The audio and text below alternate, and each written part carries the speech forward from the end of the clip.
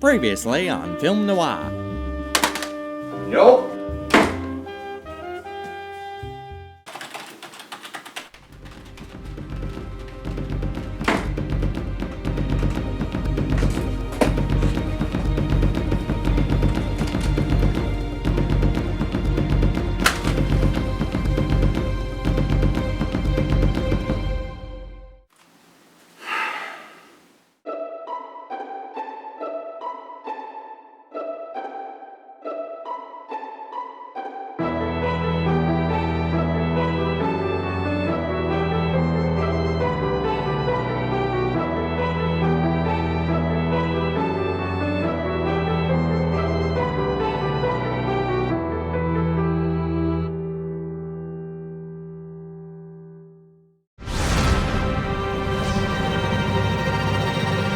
The life of an internet reviewer can be curious sometimes. One day, you think it might be fun to talk about this random movie from your childhood and have no idea that this movie will basically become your legacy. Other times, you struggle to write a review about a movie that's more bland than it is bad, and then boom! It becomes one of your channel's most popular videos. I guess I can forget about saying forget it.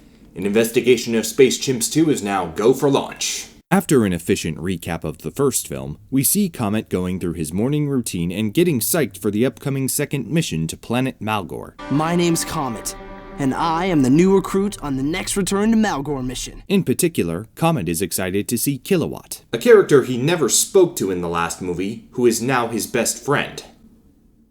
I hope it's soon. I mean, our video chats are great, but I could really use a friend to hang out with.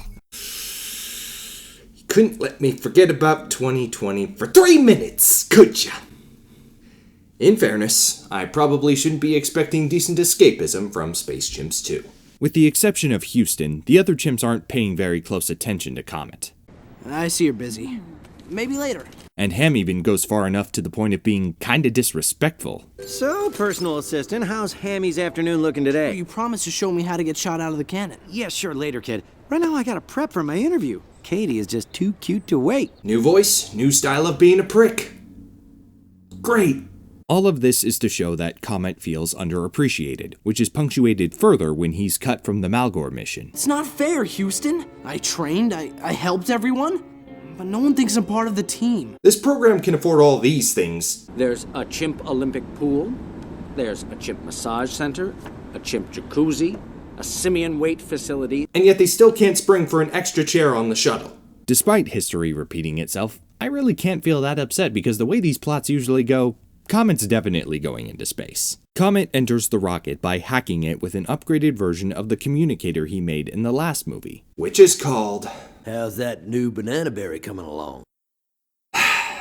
Guidance system online. I wish I really could light this candle. Lighting candle. Check. Huh? No! Comet hacked past an authorization lock just to get inside. You're telling me there aren't also a ton of safeguards against accidental launch? Not even a quick "are you sure" pop-up? All systems stop!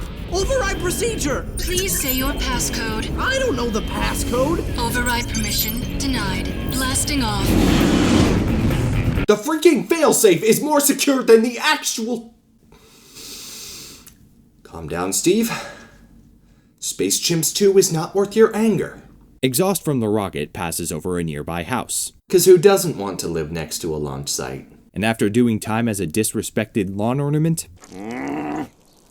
Revenge will be mine. Zartog is freed from his prison of Fresnar. A new day has dawned, and that day is Zartog.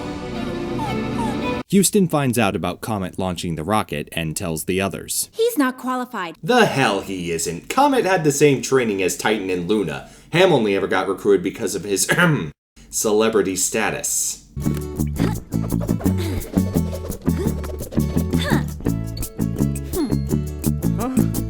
Guys, dire situation here. Can we focus, please? Can't keep your hands off me, can ya? Would you focus? We gotta hurry! Thank you. That is one of very few rational things I think I should expect from this movie. Because apparently, even though Houston knows literal rocket science, he can't figure out a computer. Don't look at me. I can't even find the on switch. Moving on from that, it occurs to me this movie is titled Strikes Back, but Zartog has nothing to strike back with. In the last movie, he used the Infinity Probe from Earth to bend everybody to his will. Now, he commands no army and doesn't wield any devastating weapons. It's just him. Okay, now to master this metal beast. Okay, the alien's driving my car. Okay, that's not a bad start, I will admit. Also, these guys are shockingly calm about all of this. I wonder if my insurance covers that. I would check your policy. After some flashbacks in the hypertunnel, Comet lands on Malgore and is greeted by Kilowatt in the village of Kilowalawazu-Wahui. And now I never have to say that again. Those poor voice actors, man. I want to see everything. Fluvians, globhoppers, even the cave of the flesh-devouring beast. Whoa! Your head really does light up when you get scared. That's so cool! Did you just trigger her fear response out of curiosity? Dick move, bro. And that's not the only one he's got. Oh, no! What? I can't make it stop! I think the radio frequency of the banana berry interferes with their alien brain functions. Oh yes, by all means, continue overriding their free will for a cheap laugh.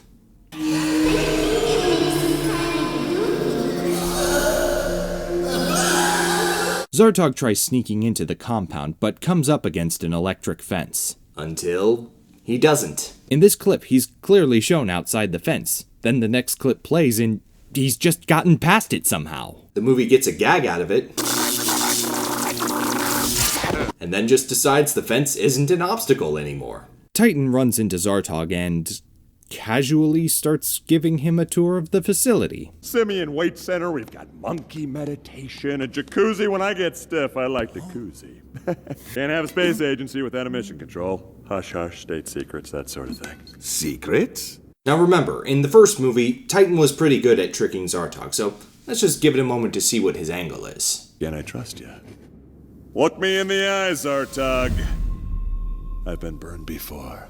Of course you can. You can trust me. Congratulations, you've just obtained level 5 clearance. Come on in. Wow, that was easy.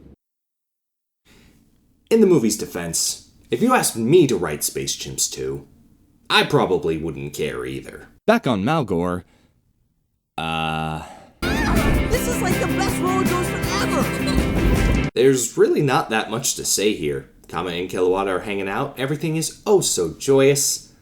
Also not interesting and pointless to the story.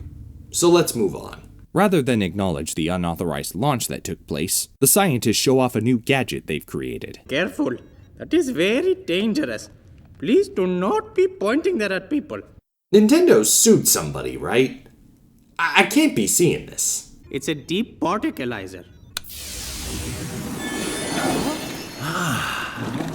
What else can we make disappear? What about an entire country? But before the Senator can conquer the world, Zartog grabs the de-particalizer. Now I know what you're not thinking. What are Comet and Kilowatt up to? I guess the movie doesn't care for that logic because it interrupted the main plot to show us this for an entire 12 seconds. Wow. Let's go, Slowpoke. Now was that worthwhile or what? Anyway, Zartog is threatening the scientists and Senator, but they can't understand him. So, one of them tries initiating first contact. Take it downtown. Do the moonwalk. Watch me. Watch me. This feels like it's across the street from being in the ballpark of paying homage to Close Encounters of the Third Kind. C-. I oversee the department that funds... I'll have you know that I'm an institution in this institution. If this is the kind of stuff you're funding, maybe Zartog is the real hero. After Titan casually brings up the stupid mistake he made. Old Zartog! He stole a device that de-particalizes matter, annihilated the Senator, and then announced plans for the end of the Earth and Malgore. Hilarious! You did what? He did what? I did what? The chimps band together to fight Zartog. What's the plan? Shouldn't the commander technically come up with the plan? The commander who let Zartog take over? If I hadn't let Zartog take over, then we wouldn't need the aforementioned plan, so I was responsible for creating the demand for a plan. So I get to make the plan. I'd admire Titan taking responsibility for his actions more if it weren't for the sheer stupidity on display right now. The plot finally catches up with Comet when he hears about what's happening on Earth. I could be their only hope. I have to go back. I know. They're your friends, and they need you. I understand. And I'm coming with you. Leave planet Malgore? Your home? For me? Actually, I could really use a co-pilot. Did I mention this is the second time her heartfelt confession has basically been ignored? We only give schnitzel fruit to very special friends. Glob hoppers! Awesome!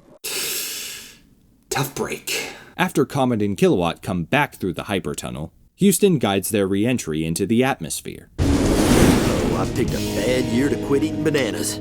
Oh, who cares? Comet brought you one at the beginning of the movie. One grade A banana, just like you ordered. Thanks, kid. Meanwhile, the other chimps fight with Zartog, and a maneuver by Ham is surprisingly effective. Ta-da! Wait, where did it go? Okay, Ham, let's not overdo it. Not here, or here. Ah, so it must be... Here. Ta-da! I thought I'd be annoyed by this, but it's actually the best gag that they've done. In a better movie, I might have even laughed at it. Then jetpacks bring this battle into the skies, and onto the wing of the shuttle.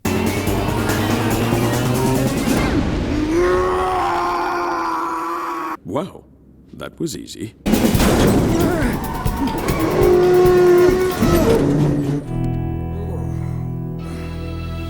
I should be asking how, but Zartog has already survived a trip through space and a plummet to Earth from a much higher altitude. Zartog's back. That, on the other hand, raises a couple of questions. Kilowatt! No! Remember the banana berry. It worked on Malgore. It will work here. Oh, you mean that deeply unethical method of overriding free will? Oh, wait a minute. Zartog was a slaver in the last movie. The irony would be downright poetic. You know what? Go for it.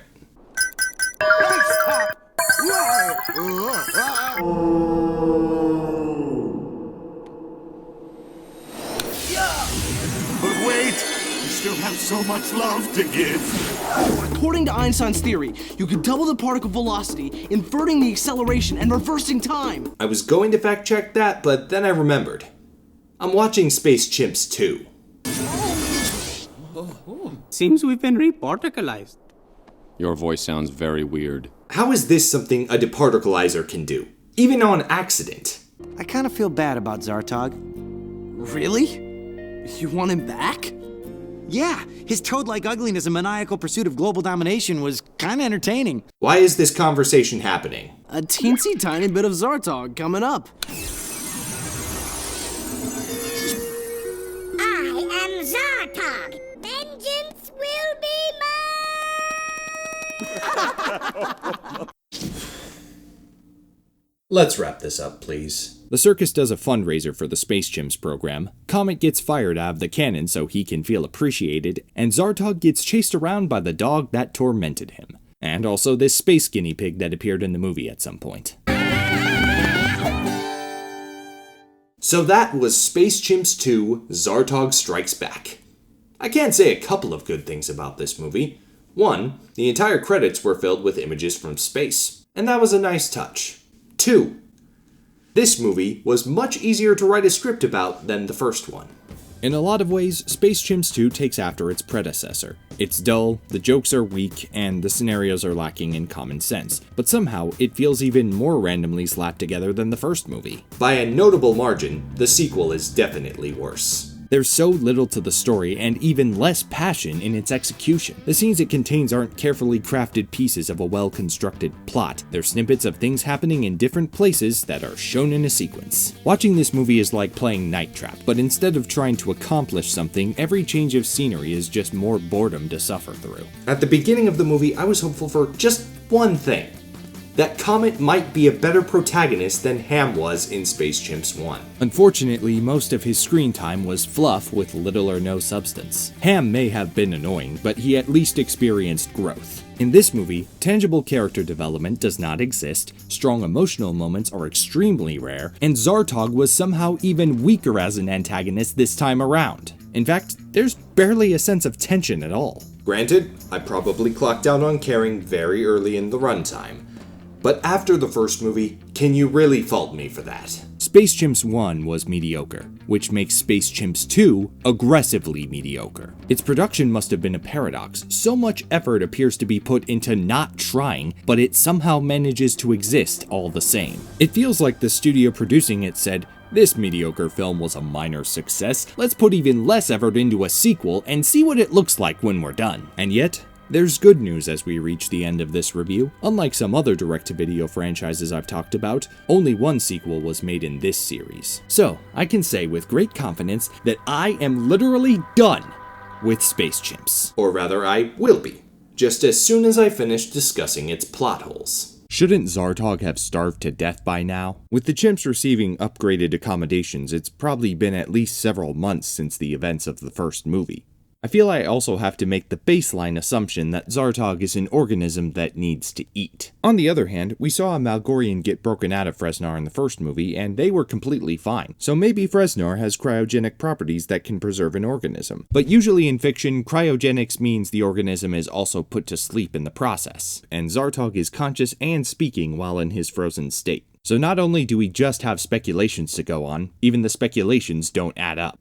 Where was the de-particalizer during the mid-air scuffle? Zartog got swept up by the shuttle with the de-particalizer in one hand. In subsequent clips, he's clinging to the ship with both hands, and the de-particalizer is nowhere to be seen. Then he falls back to Earth and suddenly has it again. Now, the trope of characters appearing to pull objects out of nowhere is both common and often ridiculed. That's a compact laser deluxe. Where were you hiding that?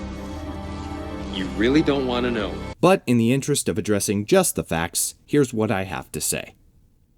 This movie killed continuity in its sleep.